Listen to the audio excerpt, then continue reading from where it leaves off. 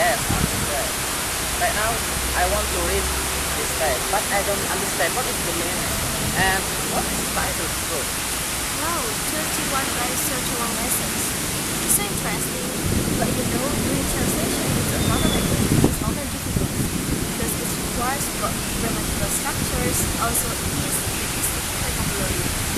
But if you have not got those, don't worry because I have several tips may increase your translation skill, also make your translation process make it easier than before. You wanna know about that? Yes, I do. Okay, let's not waste more time. I will give you several tips.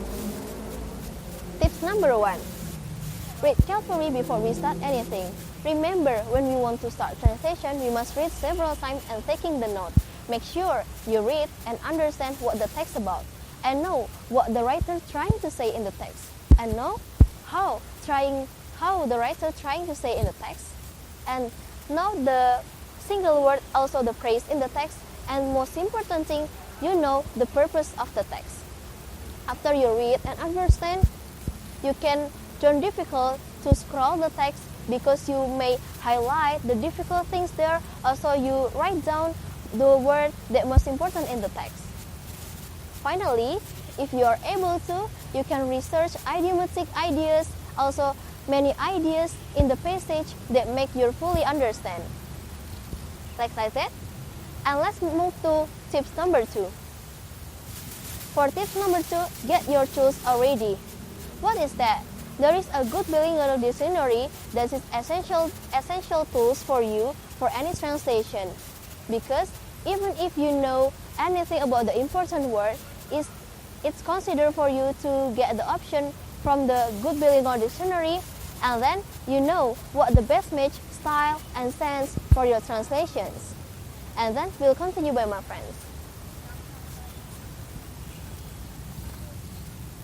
Tips number 3. Translate the meaning, not the words. Some of the most comical misleading in translations occur when people over literal renditions rather than its meaning. So even when then those words don't make sense in the language they are working with. Next, number 4, maintain stylistic techniques. Stylistic techniques are not just for decoration. They are an important way that the author creates the meaning. So, where possible, reproduce the surface of the language of any passage you translate. When reading a piece, before translation, read through it, think about the effect of the author's gives.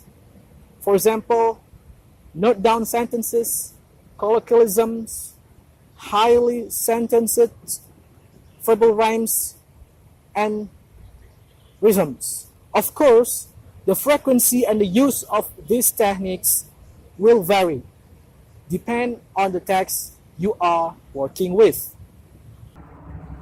Tips number 5. Be faithful to the registers of the original. It sounds obvious, but this is often slip up for students in class translation. If you are translating a text, you have to use appropriate words and a similar style. If you are translating something looser and more equal, find words that capture to the feel of the original. Tips number 6. Know your audience. A final consideration when choosing your words is the audience your work is aimed at. If you are translating a piece for a language class, your audience will contain precisely 1% is your teacher. If it's a poster aimed at teenagers, you're likely to choose different English words than in translating a newspaper article for adults. Tips number 7. Don't get too bogged down in details. If you're translating, don't be focused on how detailed it is. You can use your own words, but it's still stay in the context.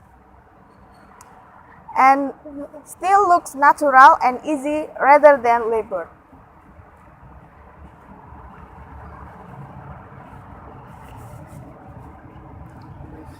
Tips number 8. With the browser of the whole page or even page of Word to translate into a new language. It can be tempting to read through and try to get as much as possible.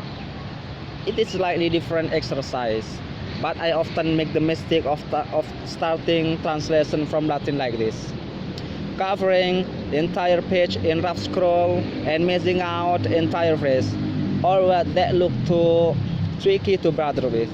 Instead of take a deep breath, go slowly and try to think about every single word in slowly, methodical, and even creative way. Tips number 9. After you have produced your first draft, you can take a break. The longer, the better. If you have get enough the time to leave the place, you can return to the next day. This is the ideal for you when you come back to your translation.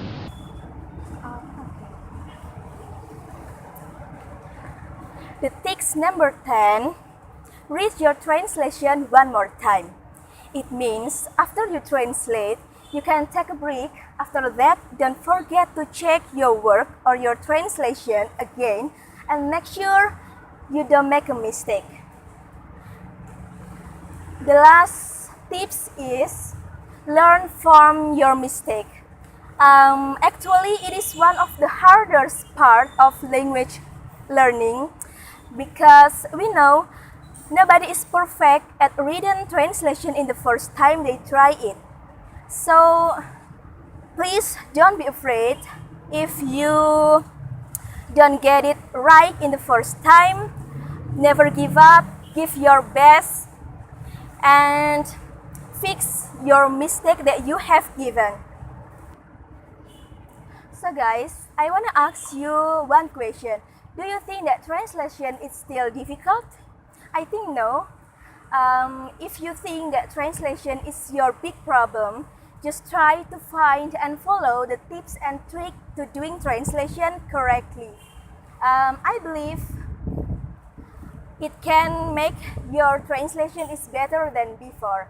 So guys, I want to give you one tips. Actually, it is the most important tips.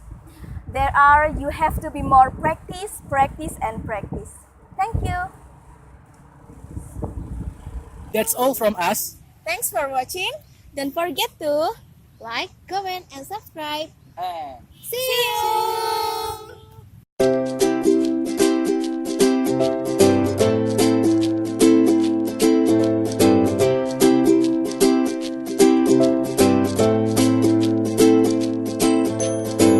Tips number 8.